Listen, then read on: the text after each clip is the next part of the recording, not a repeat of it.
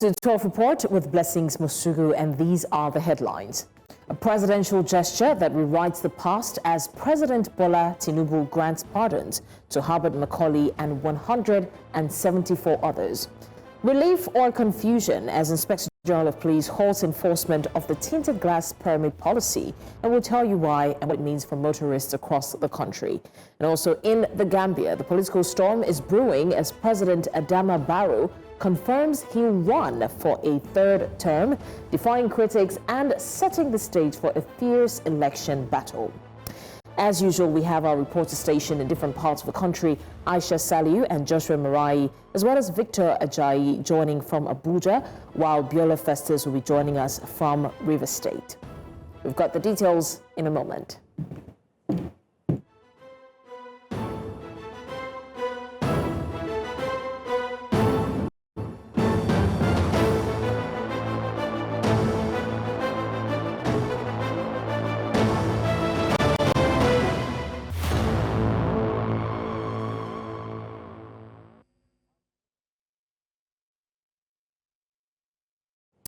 We start off with the presidential pardon, which was granted by President Bola Tinubu on Thursday to Herbert Macaulay and former FCT Minister, retired Major General Mamman Vata. While Vata was sentenced to death over a treason charge in 1986, Macaulay was twice convicted by the colonial authorities in Lagos. Now, in 1913, while in private practice as a surveyor, he was tried for misappropriation of funds from an estate he administered and sentenced to prison. Tinubu also granted a posthumous pardon to Dr. Nnamdi Azikiwe of the National Council of Nigeria and the Cameroons. The president also pardoned 4 former convicts, including former House of Representatives member Farouk Lawan, Anastasia Daniel Walbia, Barrister Hussaini Umar, and Ayla Alanamu. They were pardoned to enable them to integrate into society, having demonstrated sufficient remorse. News Central State House correspondent Bettina Mweli reports. The Council of State meeting has ratified key national appointments. Dr. Aminu Yusuf from Niger State was confirmed as chairman of the National Population Commission, while Alhaji Tonge Bularafa will serve as federal commissioner representing Yobe State. In addition, Professor Joash Amupitan, a legal scholar and expert in the law of evidence, was endorsed as the new chairman of the Independent National Electoral Commission. Mr. President today recommended to Council of State Professor Joash O. Amupitan. Joash is a professor of law, as a matter of fact, also a professor of evidence. Governor Ubasani of Kaduna State also confirmed the Council's approval of the presidential clemency list. Email recommended for presidential clemency were about 82. Those recommended for reduced sentence for their terms of imprisonment are 65. And those recommended for reduced sentences from death to life imprisonment are about 7 in number. So the total number is 175 unanimously approved. According to the Permanent Secretary, Cabinet Affairs Office, Dr. Emanso Umobong, the Council further approved the 2024 and 2025 National Honors Award list. While in a separate session, the Police Council endorsed 1% of the Federation account as statutory allocation to the Nigeria Police Trust Fund, up from the previous 0.5%. After diligent screening and selection process by the committee, a total of 824 successful applicants were recommended for the 2024-2025 National Honors, and 135 special awards by the President, bringing it to a total of 959 awardees. In the spirit of inclusive national recognition, President Bola Ahmed Tinubu had conferred national honors on several deserving Nigerians and friends of Nigeria this year, including Bill Gates for his contributions to public health and humanitarian support in Nigeria. The Council to approve 22% deduction from the Federation account. And the last one, direct the Honorable Attorney General of the Federation and Minister of Justice to input all the approvals of the Council in the proposed executive bill. All these prayers have been approved.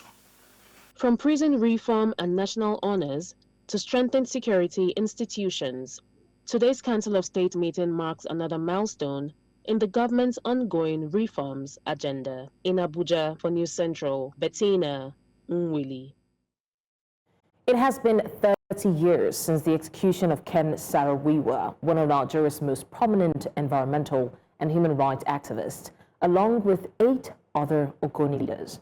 Today in Port Harcourt, the River State capital, an anniversary lecture is underway as the Ogoni community reflects on the legacy of Ken Saro-Wiwa and the ongoing fight for justice and inclusion.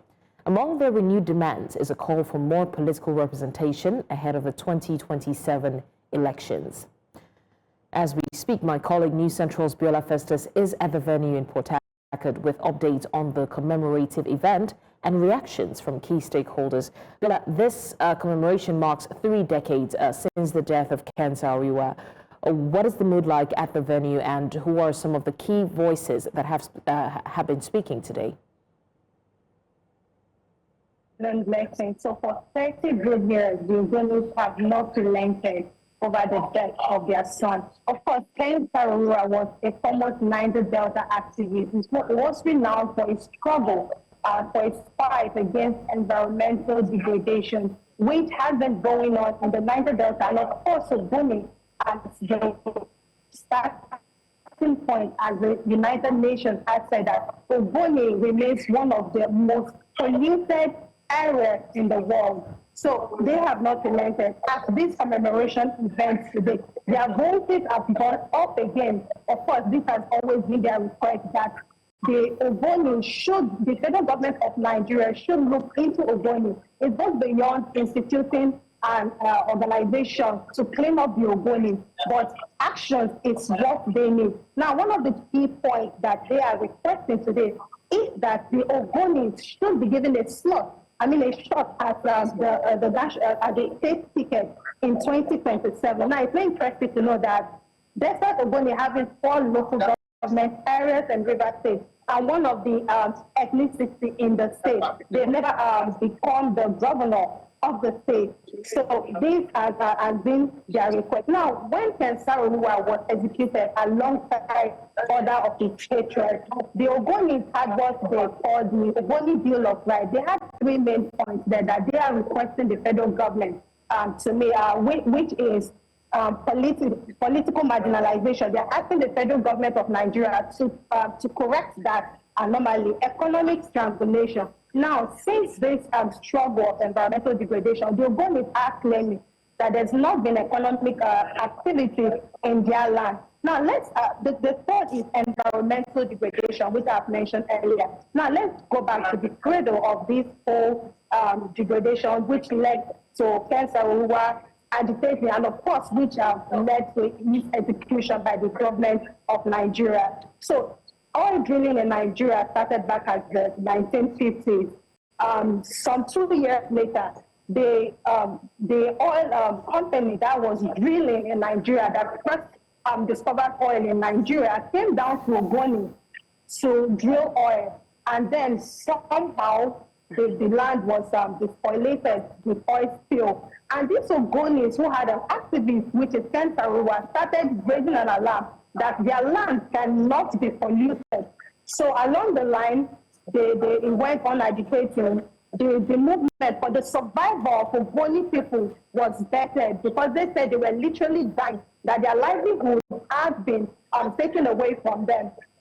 So the killing of Ken Saro-Wiwa came up. And then they said because of that, no oil will be drilled in Ogoni land from that moment. And from that year that Ken Saro-Wiwa was killed up till now, 30 years later, there has not been oil drilling in the Ogoni land.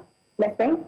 All right, Bola Festus, thank you for the update on that, and we'll see how the commemorative lecture goes. Thank you.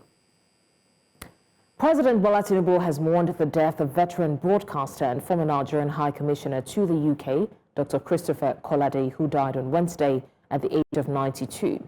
In a statement, the president described Kolade as among the finest men and a custodian of Nigeria's corporate and intellectual heritage. He praised Kolade's lifelong commitment to integrity, transparency, and national service, citing his roles as Director General of the Nigerian Broadcasting Corporation and his academic influence at Lagos Business School. Tinubu also noted Kolade's humanitarian work, especially through the Christopher Kolade Foundation in support of sickle cell patients. He expressed deep sadness but urged Nigerians to celebrate Kolade's exemplary life and legacy of service to the nation and humanity. Adolescent girls and boys have been drawn from the 6th Area Council of Nigeria's Federal Capital Territory for a Town Hall and Mentorship Day held in commemoration of the International Day of the Girl Child. The engagement aims to provide guidance, mentorship, and opportunities to strengthen intergenerational alliances and drive progress for African girls. We now cross over to our correspondent, Joshua Emarai, who is currently at the meeting to give us update. Joshua, what does the engagement seek to achieve?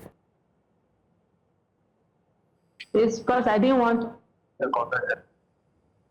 We are seeing a convergence of young adolescent girls and boys across 6 area councils of Nigeria's capital, Abuja, and the conversation has been nothing but short of advocacy, of leadership, as well as digital training. Most of them they are good campaign, but it comes for this year's commemoration. The fact that young boys are included in this conversation. Well, speech from earlier on from the speakers actually told the boys to see themselves as partners and allies in this race for inclusion. So we are seeing a convergence of boys and girls, and we are seeing an advocacy as well as a mentorship ongoing for these ones to see themselves as tools for inclusion, to see themselves as propagators for inclusion. So how are the participants responding to the mentorship experience today? Well, the atmosphere here is nothing short of energy, positive energy, for a fact that most of them are seeing, are understanding why they are agents of change, and most of them are keying into the conversation of being agents of inclusion. But beyond the halls of this place, they are seeing themselves as agents of change for a fact that most times in terms of crisis, in terms of war, the girl child is being seen in the forefront of this, and they are saying that these girl children should see themselves as change agents because we understand that the critical of humanity is particularly from the source of the girl child, and that is what they are seeing themselves as agents of change in this current setting. All right, Joshua Murray, thank you for the update on that. We'll see how that event turns out. We go on a short break now. You're still live with us on the 12 Report, and when we come back, we've got more stories. Do stay with us.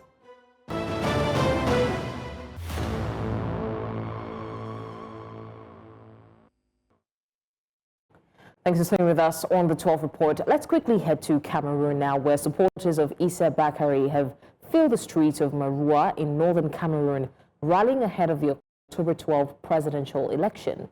The region, home to over 1.2 million voters, is seen as a key battleground. Meanwhile, a 92-year-old President Paul Biya is expected to secure an 8th term, despite growing questions about his health and leadership. He has ruled since 1982, and critics argue and accuse the government of suppressing credible opposition, including the barred candidacy of Maurice Kamto. With 11 fragmented challenges, Biya's continued rule appears likely, though disillusionment is rising among younger voters facing economic pressure. Some still support him, citing his experience, while others express frustration over the lack of change. To further discuss this, I'm now joined by Muma B. Von, National Secretary for Political Education and Training, SDF. Thank you so much, Yvonne, for joining us. Thank you. The pleasure is mine. Thank you. All right, an absolute pleasure. To your viewers. Okay, now let's talk about what's happening in Cameroon right now. Many young Cameroonians express frustration over the stagnation and the lack of political change. As the National Secretary for Political Education and Training, how do you think that this growing disconnect between the youth and the political system can be addressed? Yeah, their frustrations are in place. We all are in awe to to the fact that octogenarians and even non-engineerians are in power, but the youth cannot find employment. The youth cannot participate fully in politics and be appointed. These same people who are occupying all the seats, including the president, the outgoing president, have been there since they themselves were youth. So we understand that any youth that is not happy with the governance system of their country must express frustration. But I think that elections are in 2 days, on Sunday, the 12th of October. And the only weapon the youth have to send away this autocracy is by voting, and voting decently. A lot of water has gone under the bridge.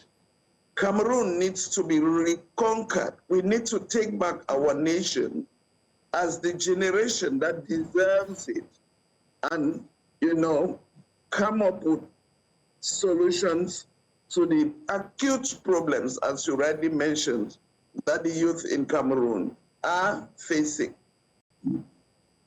So, at 92, President Biya's time in office has been highly criticized by Cameroonians. How do you think that, with that information and that the way they feel about the administration, how do you think that Cameroonians are gearing towards the election? How prepared would you say they are to vote the people they actually want into power? Yes, age, they say it's a number, but I think not only his age, but the longevity he has had on the throne. Mr. Biya has been in power as president of this republic for 43 years. It's high time he retired and took time to go and rest. It's so frustrating to hear that he decided to stand again for another mandate. Well, I ask even those in his party, are there no young people in that party? The age for civil servants to go on retirement is 60. How can we even imagine or perceive that we have a president who is turning 93 years old in a few days? It's unheard of. Youth of Cameroon should vote, and vote wisely. Go out in your numbers, vote and protect your votes. We don't vote persons, we vote political programs. And I stand here to say, my political party, the Social Democratic Front, has the best political program offered. Study it from beginning to end to beginning. You realize that that's the best offer. Let's save Cameroon. Cameroon is falling into All right, Yvonne, if you can hear me. Let's save this country. Yvonne, thank you so much for joining us and sharing your thoughts on this. And we're looking forward to seeing how the youths rally in their numbers and come out to vote the people that they actually do want in power. Thank you for your time. All right, let's come back to Nigeria now, where the World Health Organization has urged African nations to prioritize mental health in emergency planning and response. WHO Regional Director for Africa, Dr. Mohamed Janabi, stressed the need for stronger systems to address the growing mental health crisis across the continent. This year's World Mental Health Day, observed on the 10th of October, highlights the theme, Access to Service, Mental Health in Catastrophes and Emergencies. The focus is on ensuring that mental health and psychosocial support are integrated into preparedness measures before, during, and after the crisis. WHO noted that emergencies such as disease outbreaks, conflict, and natural disasters often lead to displacement, family separation, and psychological distress. 1 in 5 affected individuals is likely to develop conditions requiring professional care. Meanwhile, in commemoration of the World Mental Health Day, a Safe Space campaign has been launched in Abuja to drive awareness on mental health challenges. This campaign seeks to create a supportive environment where individuals can openly discuss their mental health concerns without fear of judgment or rejection. Advocates for the Safe Space campaign took a walk in Abuja to raise awareness and bridge the gap between mental health awareness and community support. And for more on this development, we now cross live to our correspondent Victor Ajayi, who joins us from Abuja. Hello, Victor. Can you tell us the mood among participants at the awareness walk? Well, good afternoon. Thank you so much. The participants here have been excited and happily sharing with Nigerians that their mental health is very important. They say mental health and mental well-being is a key aspect of the well-being of the society at large. So over here, I would like to show you part of the participants who are happy to share with Nigerians the importance of their mental health. If you can see them. So the march began from Area 10, the old parade ground, and then down here to the Ministry of Education, Ministry of Health. So I would like to speak with one of the participants to give us more details about the event. So good afternoon, sir. Good afternoon. Sir, your name and your designation, sir. Okay, my name is Associate Professor David Ibukwe. I am the head Department of Psychology at Bayes University. I'm also the chairman of the FCT chapter of the Nigerian Association of Clinical Psychologists. All right, sir. So I would like to know how the inspiration behind this initiative. What brought about it? Well, over the past decades, we've always celebrated World Mental Health Day, and we celebrate it to raise awareness on mental health, explain to people the basic concepts about mental health, and also to clear misconceptions about mental health. It is celebrated world over on the 10th of October every single year. And you know, here in Nigeria, as a result of the rising socioeconomic issues that we have, most people have mental health issues that are not even addressed. And some don't even know what they are grappling with. So today is a very good day to explain to them what they are going through, and then to tell them that we are here to help them as clinicians, as therapists, to diagnose and help them cope with any mental health issue that they are grappling with. So what are our objectives here? What do we aim to achieve? So again, like I said earlier, just to educate the public on mental health issues. We have to explain to them that it's not what they think, right, that mental health issues are. That's the major objective. And then call on the government to rise to the occasion, to pass the psychology bill that we've been trying to pass over a handful of years, and then also ensure that people take care of their mental health. Right, so lastly, sir, are there misconceptions about the mental health issues? Yes, there are several misconceptions about mental health issues. Some people think that people are very dangerous. Yes, we all have mental health issues. In fact, studies have shown that 1 in 5 people, in fact, some people have said even in Nigeria, 1 in 3 people have mental health issues. So most times we think that only those people who are in the psychiatric hospital are people with mental health issues. No, we are all grappling with something. In fact, there is something we call functional depression. Somebody with functional depression will go to work, come back, do things like a normal person. You will not even know. So we are here to tell people, show people the gray areas that they are not used to, just to help them, help people who have mental health issues around them, and of course, to seek professional help. I am a licensed clinical psychologist, and people behind us are all licensed clinical psychologists. They've been equipped through long years of studies and so forth to help people professionally. Thank you. Thank you. All right, thank you so much. All right, so we'll also speak with one participant here.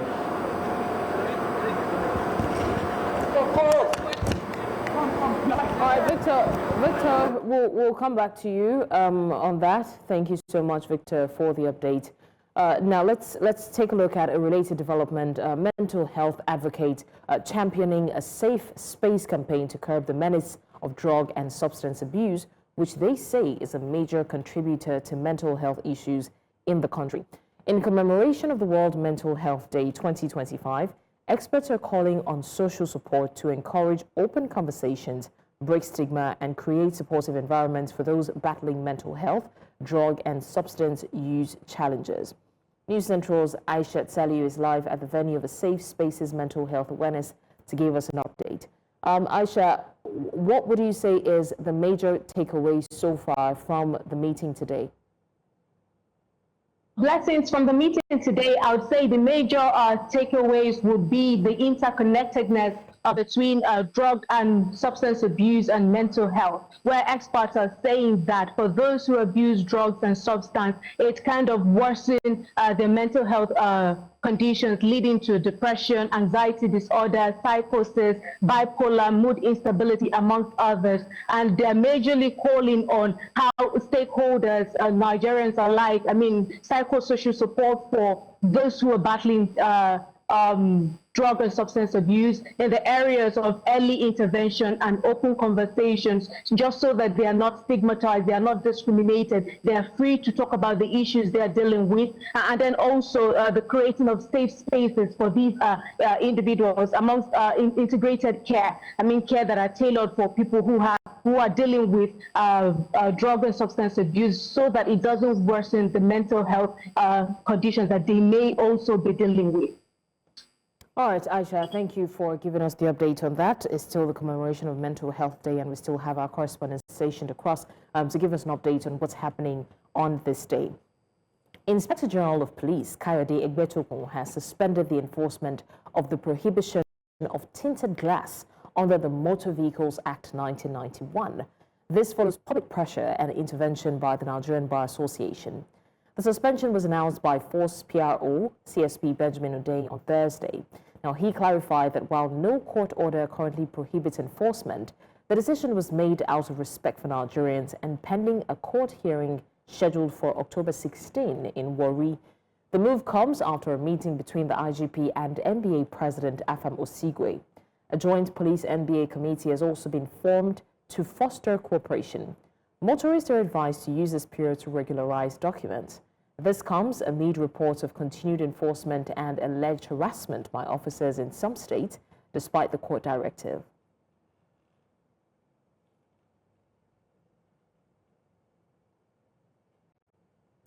Also, President Bola Tinubu has approved the implementation of a 70 billion naira mini-grid solar power project to tackle the challenge of unstable electricity supply in tertiary institutions across the country. The approval, which comes under the 2025 TED Fund project intervention cycle, was announced at the TED Fund National Town Hall meeting in Abuja. The project is part of a broader plan to strengthen Nigeria's tertiary education system and promote energy sustainability. TED Fund Board of Trustees, Aminu Masari, says that the initiative aligns with President Tinubu's commitment to innovation and efficiency in the education sector. He says that the project will not only provide reliable power for learning and research, but also promote the use of renewable energy across campuses nationwide.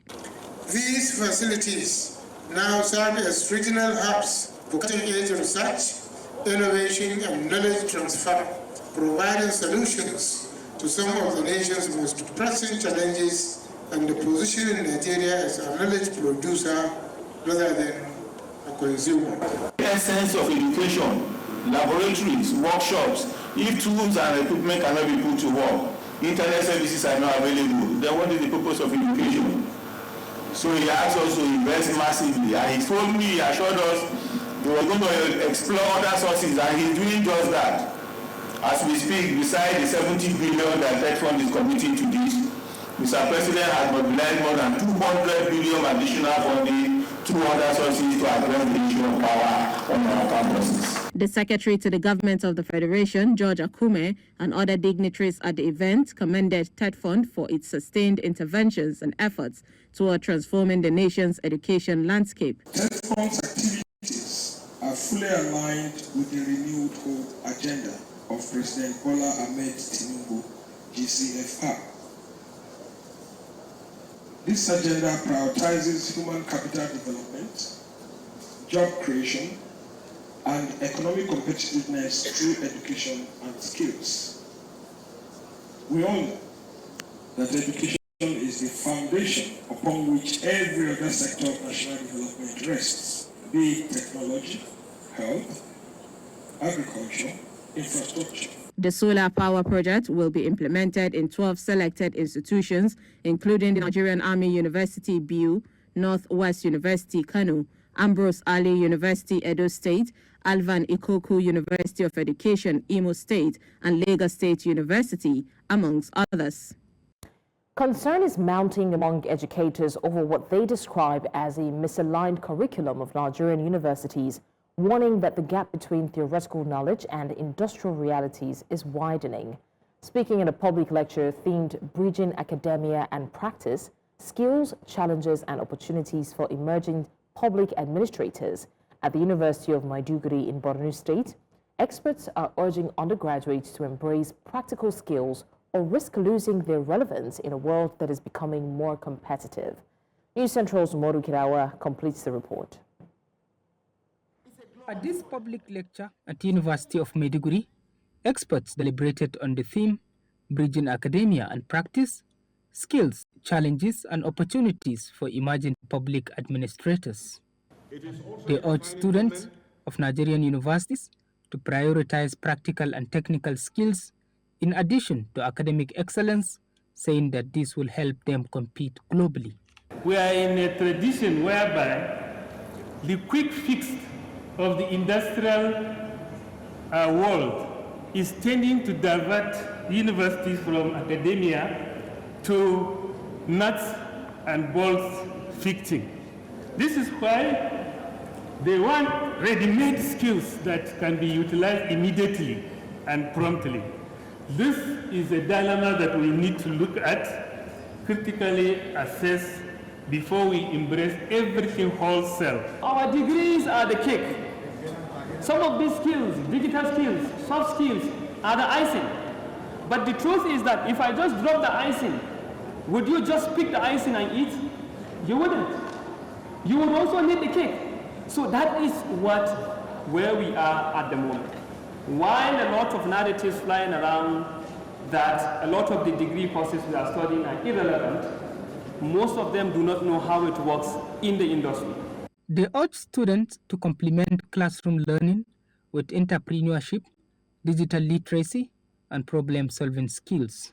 The evolution in the society is posing a threat such that there are a lot of unemployed people in the labor market. But when you learn the skills, at the end of the day, it enhances your strengths and you will be able to overcome most of the challenges that are associated with unemployment. Degrees are not enough, because for you to navigate the labor market, you realize that you have to have certain skills that are largely missing in our curriculum, largely missing in our academic training, but then it's part of life skills. The experts are calling for reforms in Nigeria's higher education system and urging students to take responsibility by acquiring soft skills such as communication, leadership, and ICT proficiency. In Maiduguri for News Central, Omoru Kirawa.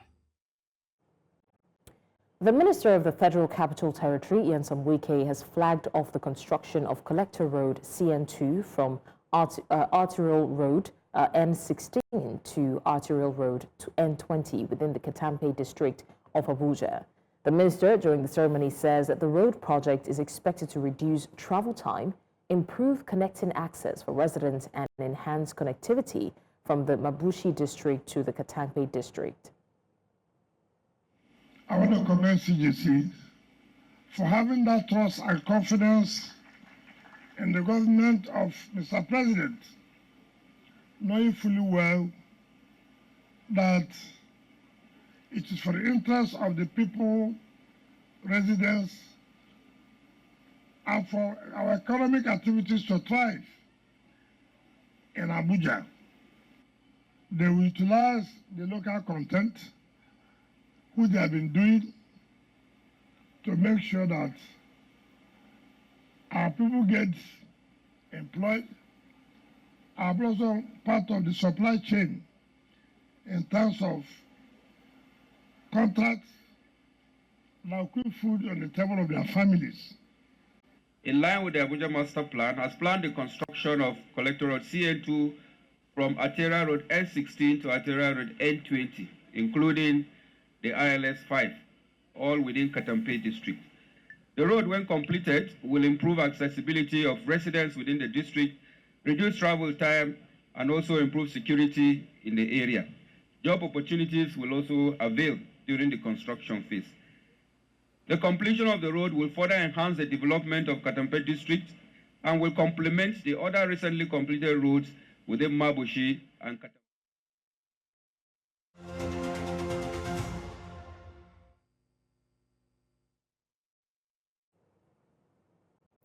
And to business, the Nigerian exchange maintained its bullish momentum on Thursday, gaining 308 billion naira in market capitalization to close at 92.8 trillion naira. The all-share index rose 0.33% to 146,204.31, driven by investor interest in blue-chip stocks across insurance and industrial sectors.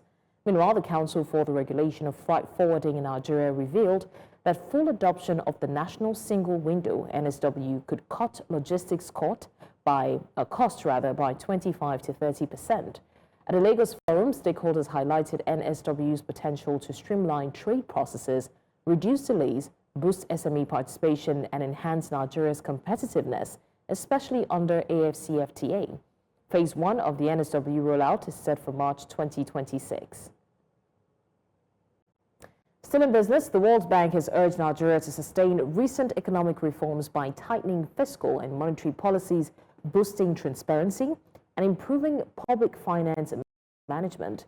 In its October 2025 Nigeria Development Update, the bank praised progress since 2023 but warned of setbacks without disciplined implementation. Key recommendations include maintaining tight monetary policy, modernizing tax systems, clearing audit backlogs, and reforming fuel and electricity subsidies.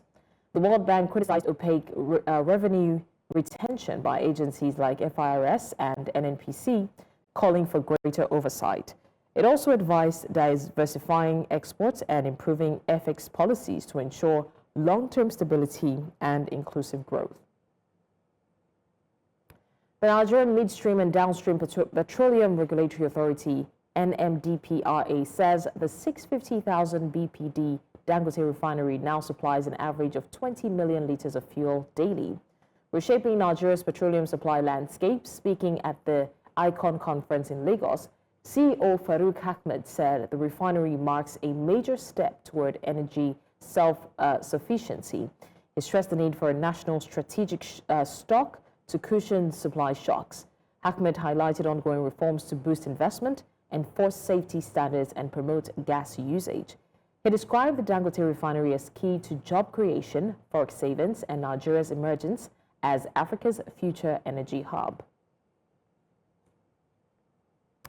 Nigeria's central bank has cut its benchmark interest rate for the first time in 5 years, lowering it by 50 basis points to 27%, signaling a cautious shift toward monetary easing amid slowing inflation and improving forex stability.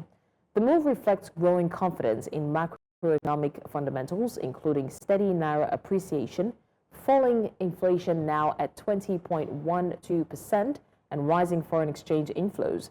Governor Olayemi Cardoso said the cuts support credit growth and economic recovery.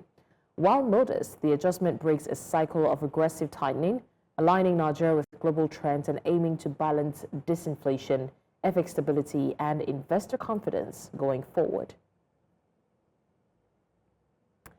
China will impose new port fees on U.S.-linked vessels starting October 14 in retaliation for similar U.S. charges targeting Chinese ships. The fees apply to vessels owned, operated, built in the U.S. or flying the U.S. flying the U.S. flag rather. Chinese ships face fees up to $1 million per U.S. port call, while U.S. ships entering China will pay 400 yuan per net ton, rising to 1,120 yuan by 2028. The U.S. move follows a trade probe aimed at boosting domestic shipbuilding and countering China's maritime dominance. The tit-for-tat measures come ahead of an expected Trump-Xi meeting at APEC. Venezuela's opposition leader and pro-democracy activist Maria Corina Machado has been awarded the 2025 Nobel Peace Prize. We'll bring you the details of these stories after the break. Stay with us.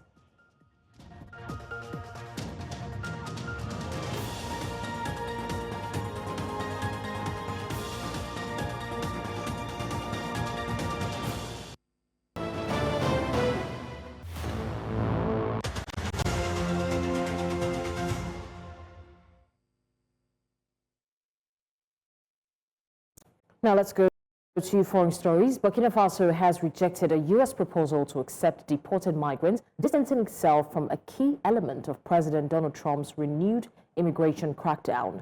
The West African nation, currently led by a military junta, called the offer inconsistent with national dignity. The move contrasts with several African nations, including Ghana and Rwanda, which have recently agreed to receive deportees. Burkina Faso's foreign ministry confirmed the refusal, underscoring opposition to become a destination for forced removals. In response, the U.S. Embassy in Ouagadougou has suspended most visa services, redirecting applicants to Togo. Tensions have grown since Captain Ibrahim Traoré seized power in 2022, distancing Burkina Faso from Western influence while strengthening ties with Russia. Now, the Gambia is gearing up for its next presidential election set for December 5, 2026. President Adama Barrow caught many off guard when he said he would run for a third term, which is allowed under the current constitution. The main opposition party has put forward veteran politician Hussein Darboe, but Barrow still looks like the favorite. The Independent Electoral Commission says it's committed to a fair and transparent process and reminded parties that to get properly registered. Demonstrations have continued across Morocco as young citizens demand sweeping reforms and a change of government ahead of King Mohammed's annual address on Friday.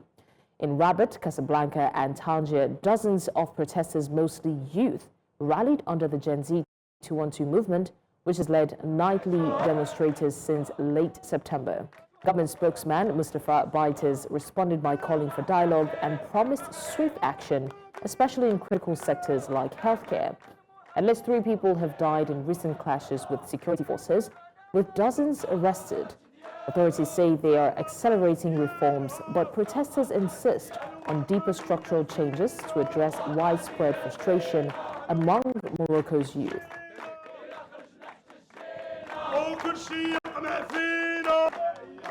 Nous voulons dire au roi qu'il faut qu'il intervienne pour faire une solution politique. Parce que pour cette crise sociale, il ne peut y avoir de solution que politique. Et donc une vraie ouverture démocratique qui met fin. شخصيا حنا من البدايه ديال هذه الاحتجاجات هذه وحنايا كنطالبوا وكل شيء كيطالب بخطاب ملكي او تدخل ملكي. حنا عارفين بانه بسبب الدستور ديال 2011 ما بقاش عند الملك كيفاش غنقولوا لانه يعفي رئيس الحكومه. Venezuela's opposition leader and pro-democracy activist Maria Corina Machado has been awarded the 2025 Nobel Peace Prize.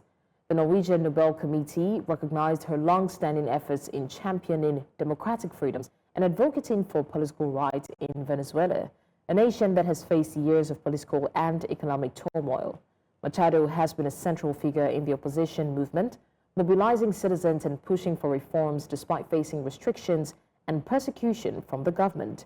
Her activism has drawn international attention to the struggles of Venezuelans seeking free expression, fair elections, and accountable governance. By awarding her the Nobel Peace Prize, the committee highlighted the global importance of defending democracy and the courage of individuals who work to hold it under challenging circumstances.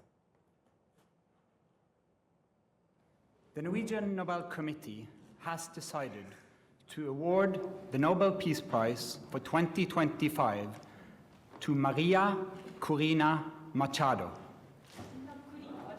She is receiving the Nobel Peace Prize for her tireless work promoting democratic rights for the people of Venezuela and for her struggle to achieve a just and peaceful transition from dictatorship. Nigeria just borrowed another $500 million from the African Development Bank. Now, if you're expecting deja vu, that's because we've been here before, many, many times before. This is the second half of a $1 billion program backing Nigeria's reforms. And don't get me wrong, we're not saying it's bad, but we're just asking the questions. How much are we going to have to borrow for? The first $500 million came in 2024. This is tranche number 2. And before you ask, yes, there's more coming. Lawmakers are being asked to approve $2.3 billion in new loans, plus a $500 million sukuk bond. Borrowing has become less of a strategy and more of a lifestyle. Here's the raw arithmetic. Nigeria's public debt sits at roughly 149 trillion naira, about $97 billion. Our debt to GDP ratio hovers around 52%, which on paper doesn't look catastrophic compared to countries pushing 80 or 100%. But here's the killer detail. Interest payments alone swallow almost half of federal government revenue. In 2023, it was closer to 84%. Imagine earning 100 naira and having to hand over 47 before you even think about food, schools, or roads. So, when does the borrowing stop? Only when three things align, actually. Revenue rises dramatically, the deficit shrinks, and infrastructure actually drives growth. Right now, government revenue is stuck at around 14% of GDP, one of the lowest rates globally. And until that fundamental problem gets solved, we're essentially running on a financial treadmill at full speed going forward. Can we pay back? Technically, yes, if reforms stick, if foreign exchange stabilizes, if tax reforms actually work, and if electricity finally powers the economy instead of being a national punchline. Investors don't fear Nigeria's size. They fear our discipline. Deliver consistency, and we refinance at better rates. Slip back into old habits, and borrowing costs spike all over again. Right now, we're not breaking the cycle. We're just financing the next lap. And that's your postscript. But before we go, let's take a look at what's happening in the world of sport. The Super Eagles have no room for error. Nigeria faced Lesotho in a must-win World Cup qualifier that could decide their fate. Can they keep their hopes alive? Favor Eto'o will tell us more. Favor, are you ready for us?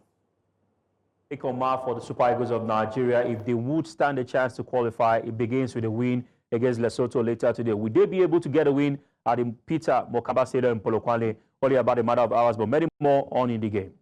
Thank you so much, Favor. You've heard it. Stay tuned for In the Games for more on that. And that's all on the 12 report today. Remember, you may send your eyewitness report to the WhatsApp number showing on the screen. And do also follow us on social media. We are at News Central TV. You can watch News Central channel live on DSTV channel 422, GoTV channel 23, Star Times channel 274, Avo TV, and on YouTube. Many thanks for watching. I am Blessings Mosuku.